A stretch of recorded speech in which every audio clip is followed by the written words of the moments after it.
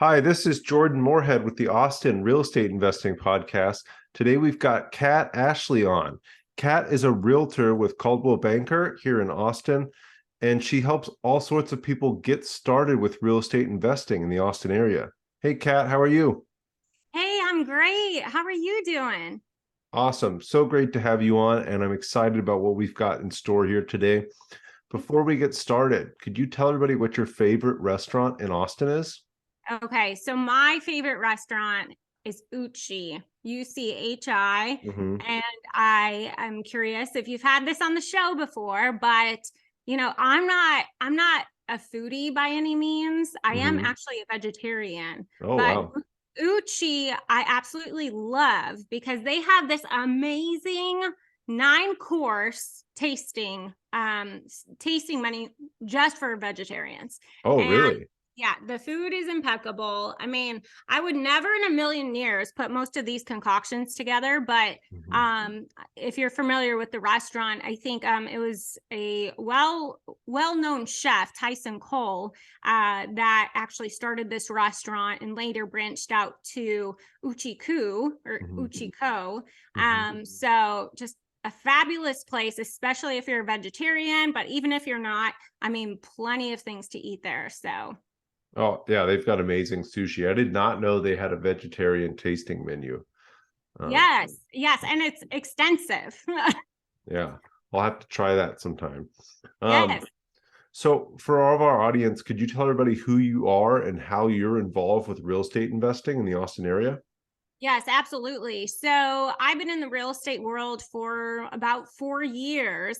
And actually, my first 5 transactions were immediately with an investor. So I kind of got my feet wet very early on in the real estate game. He was willing to kind of just take a chance on me and trust my judgment, knowing, by the way, that I was actually a newer realtor to the market. We were looking at properties out in Lago Vista or Lago Vista, however you want to say it. And yeah, he said if I could help him with this first deal, the next several were going to be, something that we would work with together. And so I was able to successfully close that out probably within 30 to 45 days. I don't really remember the timeline, but and even to this day, he's out in California, so he's out of state. But even to this day, we keep in contact and we make sure we keep that dialogue open because, as you know, Austin's quite the market to be investing in. Yeah, it's so dynamic, and there's so many different ways that you can invest here in the Austin area. So was that property in Lago Vista, was that land or was that like a real property? Okay, so it was land. Yeah, it was unimproved property. Actually, all of the deals were unimproved property. Oh, But cool. being a first, being a realtor who's just getting their feet wet in the game as a whole, Mm-hmm. it was actually fantastic experience. Because you have to start somewhere, right? Mm-hmm. And it actually helped me learn the process a little bit better, but then also I was able to further educate some of my clients further down the road on, well, don't just think about, looking into homes, rental possibilities, but think about land opportunities, lot opportunities as well. So Mm-hmm. Cool.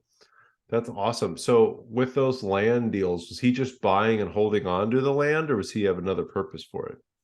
yeah, so a lot of it was a buy and hold because out there was no, builder restrictions, timelines, Mhm. things of that sort. But then also sell on the selling side. So he had a couple, in fact, he still has a couple out there that he's just really holding on to until, he feels the time is right and possibly looking at, just giving it to future generations as well. Yeah. We actually sold a lot in Lago Vista, a small lot on a hill. It's all on a hill out there, it seems like. Um, but they bought it for $4,000 in 2018, and in 2021 they sold it for $45,000. I believe it. I believe it. So he had some of those types of deals. Mm-hmm. and which I think is why he was willing to take a chance on me, to be honest. But yeah, it's incredible the amount of appreciation that some of these investors are finding. And so I think we're only going to continue to see more and more investors, even if they're just individuals. I'm starting to work with quite a few of my clients to form these LLCs with their families or friends or colleagues, whatever that picture looks like for that individual, in order to afford more and get their hands on some of the larger parcels out there for investment opportunities. Awesome. So, but the places they can buy and hold and sell in a few years and make a profit. So, yeah, I know that's a big question a lot of people have is, where do I do stuff like that? Do you have any areas in mind where you think there's higher appreciation likelihood? Yeah, so, I have always strategized with what's the next up and coming area.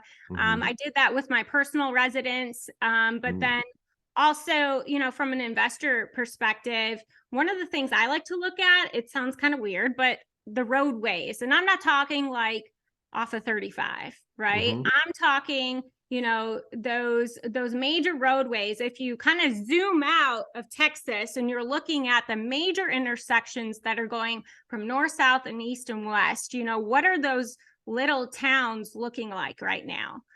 Do they have the potential to kind of blow up based on proximity or drive time to the Dallas or the San Antonio or Austin areas?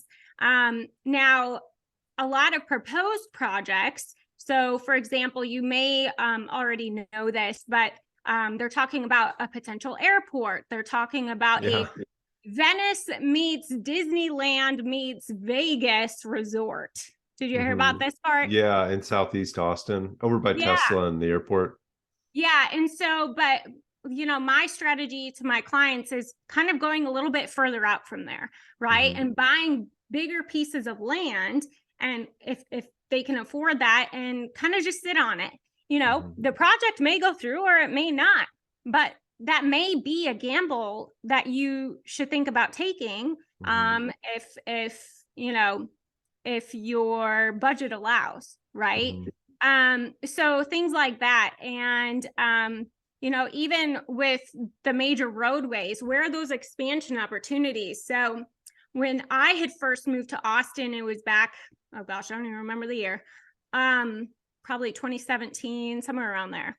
And I remember driving up North 183 and there was like nothing, right? You go to Cedar Park and then it was like, where am I? Even Ronald Reagan was the same thing.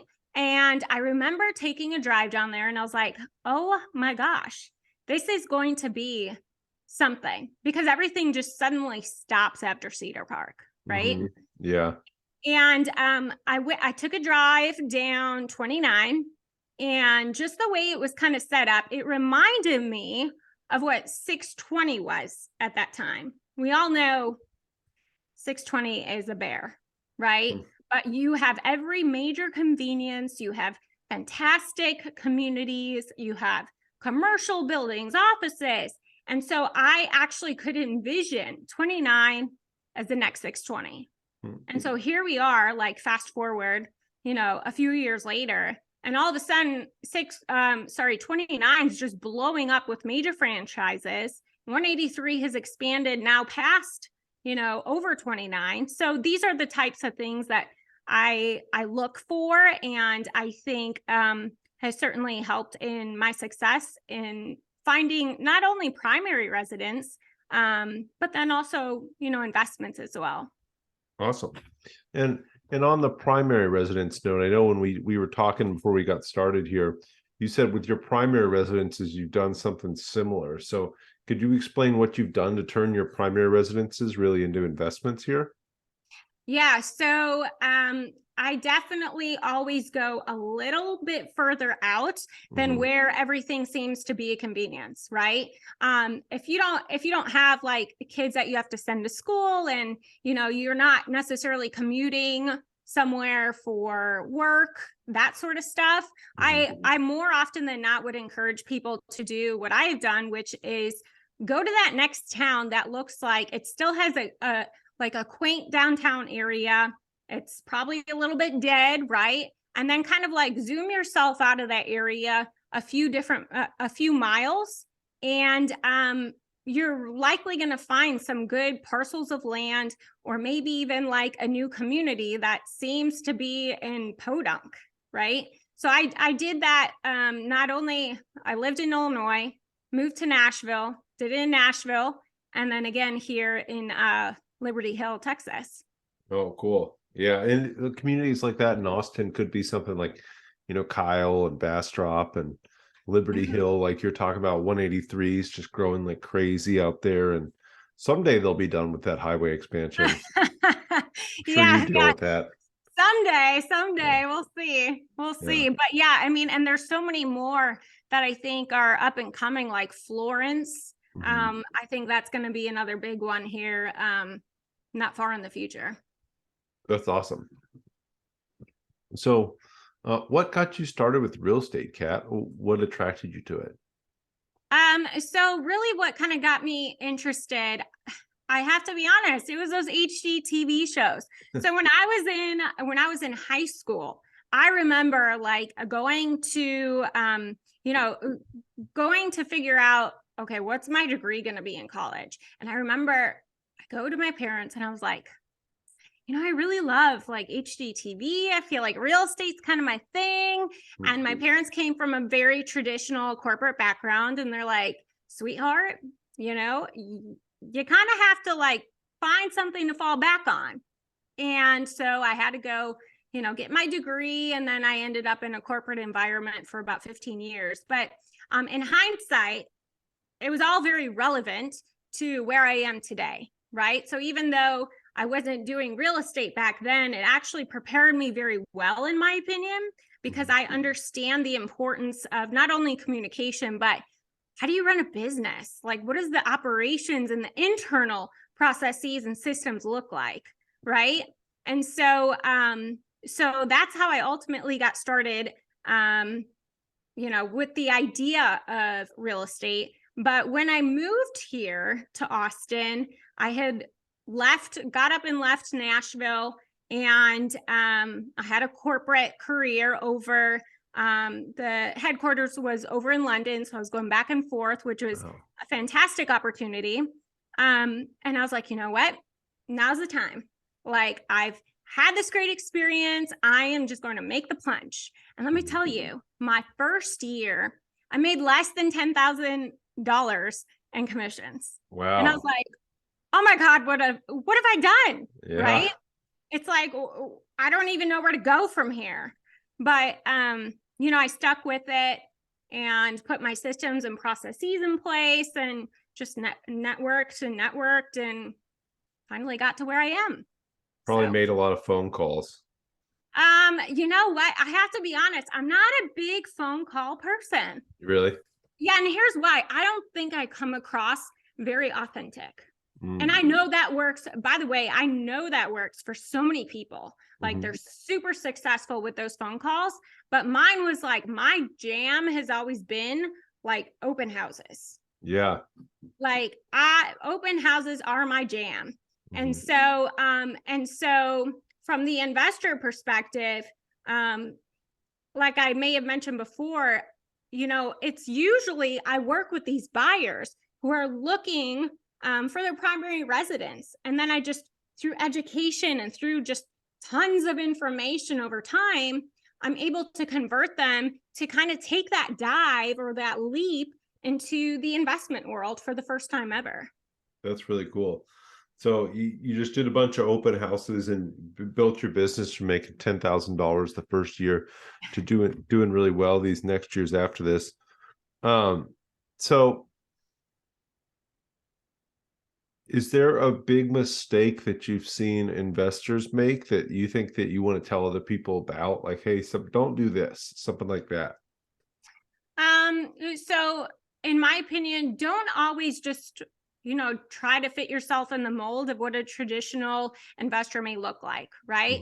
Don't always just think, well, I don't have enough money, or, this is going to be my first investment, so maybe I should like only invest, I don't know, in a lot or something, right? That's worth 50,000. Like, don't be scared to take that leap, because if your gut is telling you at some point, you know, like, hey, this is the time to do it.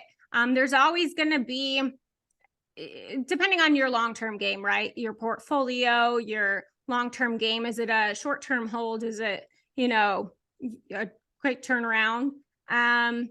You know, just really don't be afraid to kind of take that leap and really just invest in something that you believe in. Like, just because a lot of your other friends who are investors aren't doing a rental home in this brand new community doesn't mean that it's not a good investment, right? And so sometimes I think getting caught up in hearing what other people are doing versus you know, what you could be doing is important to understand.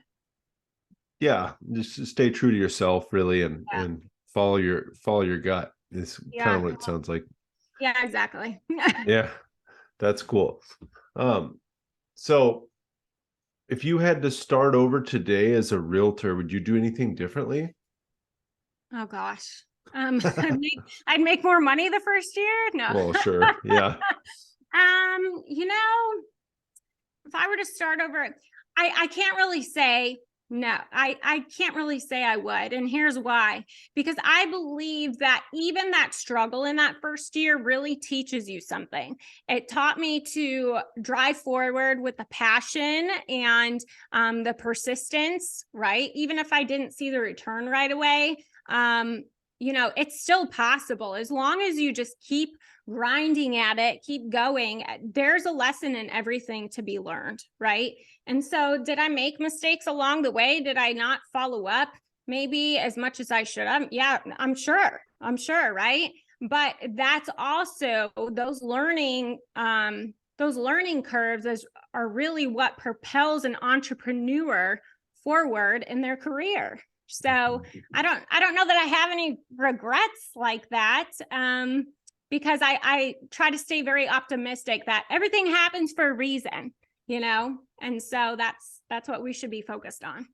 Yeah, I really love that you said you got to take that stuff and use it as learning lessons, and everything happens for a reason. When I'm talking to our team about things to do, I if almost all the time have an example of why you should do it, because why I didn't do it and how it worked out. Like, I didn't make those follow-up calls, I didn't do enough open houses, or I just didn't do this or didn't do that, and this is how it worked out poorly because I didn't do those things. But now I can use that as lessons for other people. Like, hey, here are all the mistakes that I've made. Yeah. Here's how you cannot make those same mistakes. Yeah. Here's Yeah. exactly why. So yeah, that's Yeah. really cool. Yeah. That's a great way to look at it, and it's awesome to be able to use shortcomings or mistakes as learning lessons and just get better over time. Yeah. And think about it. What was it? What did they say? Albert Einstein, he had, I forget how many, but he had, like, let's just say 99 attempts to the whole light bulb idea, but it wasn't until the 100th. Those aren't the real numbers, by the way, but it was something astronomical. And you don't hear about those other failures, right? You only hear about the one time he happened to actually get a success out of it. But the journey to get there, you never hear about, right? Yeah, So, or like even SpaceX. I think they tried to yeah. launch a rocket 7 times or something. Like the seventh time it got off the ground and went up in the air, but the Isn't that first crazy? 6 times it exploded. Yeah, and think about the energy and the work that had to go into those previous 6 times, right? Mhm. Nobody really hears about that, but there was a grind. So, and that's just the important thing, I think, for everyone to take away, is that even if you would have done something differently, like, don't focus on that. Focus on propelling forward, figuring out what the solution is and how you can change it. You know, I think that'll only help anybody. Yeah, no, that's a great mindset. Just keep figuring out how you can do better and move forward. Kat, what's next for you? What are your long-term goals, and what's your vision for yourself in real estate investing? Yeah, so I'm really excited this year, 2023. I'm going to get my hands dirty with my first flip. Mhm. So I was actually at Lowe's earlier today trying to give myself some ideas and like some price points. What am I looking at here? But yeah, so first flip coming up in 2023. And then of course, I also want to start acquiring maybe not big land deals, but definitely some lots. So there's some amazing opportunities in some of these areas that are just on the brink of some major growth. So I don't know if you know, do you know where Whitewater Springs is? I do It's not like, know. okay, so it's kind of back there, which is why I actually really like it. Mm. But it's kind of outside of Liberty Hill downtown area and Lago Vista. And so way back there, beautiful scenery, like hill country views, the Balcones preserve surrounds this entire community. So it'll never be built on with just like some of these hills, you can get almost like a 2-acre lot sitting at the top of the hill with these views surrounding them. Like that's incredible opportunity right there. Yeah. Because, yeah. And so things like that is what I'm kind of on the hunt for right now to start investing in. For some people, lots seems so simple and not really a big deal, but I just know the opportunities that I think are there because of the surrounding nature of to never be built on with the Balcones preserve. It's like, are you kidding me right now? So yeah, it's things like that I'm kind of on the hunt for right now. That's awesome. Yeah, I'll have to check that out. I've not been out there. I was just in Lago Vista the other day, and the lots with the view are just so much more valuable, and you're not going to be able to. Again, they're not building any more land type of deal, but the ones with the view are just so amazing compared to the ones that are kind of down in the ditch or in the valley and don't Mm-hmm. have anything like that. So that's a Yeah. really cool thing to look for. Well, get it while you can. Yeah. Well, exactly, because once it's gone, and you're not going to recreate that anywhere else. So there's a Yeah. very, very limited amount of that kind of stuff. Mm-hmm. Kat, do you have a favorite business or mindset book that you like to recommend to people? Okay, so I'm kind of a nerd this way, but Nice. I can't say that I have a favorite Hmm. because I feel like every time I start a new book, it becomes my favorite, right? Oh yeah. But like love him or hate him, right? Mhm. And I'm not going political by the way, but back in 2007, there was a book that came out. It was called Think Big and Kick, I can't say it, but Booty. Yeah. Okay, that was by Donald Trump. And the reason I liked it is just it was a very forward book. I mean, Mhm. everyone knows his personality. And this was when, do you remember the show? I think it was on NBC called The Apprentice. I do, but I never watched it actually. Or I think maybe I watched one or two. Let me tell you, I loved that show. Yeah. Now, I was too young and there was no way I could ever get on that show. But I mean, I just loved everything about it. It was like these people who were extremely business savvy. They were competing against each other to basically work for Donald Trump at that time. And so Oh. this whole book, he does interview a couple of those people that were on that show, which I happen to love because anything about business, really, like I'm game. I Mhm. don't really read any other books other than business books, which is kind of weird, I know. But so he really just kind of talked about how you need to think bigger in life, right? Mhm. You need to like go after whatever you want, but you need to do it assertively, right? Mhm. Don't just like you know, half attempt it. Have to make sure I don't swear here. So, Sure. but really make sure you go forward with passion and drive every single day. And Mhm. so I really like that. But right now, what I'm into, it's called Business is Personal. It's by Bethany Frankel, and Mm. she's a very successful entrepreneur. And she is, one of the things that I admire about this book is that she too just kind of gives it to you in a very forward fashion. And I think it was like her second chapter or something. It talked about you need to be true to you. She had this problem with social media and how, social media is so like about people taking pictures of their food. Look where I'm at. Here I'm on vacation. And I have to be honest, like I completely relate to that mindset because I'm like, I don't really understand. Like even when Facebook was a thing, I existed, but I was just like, I don't get this, right?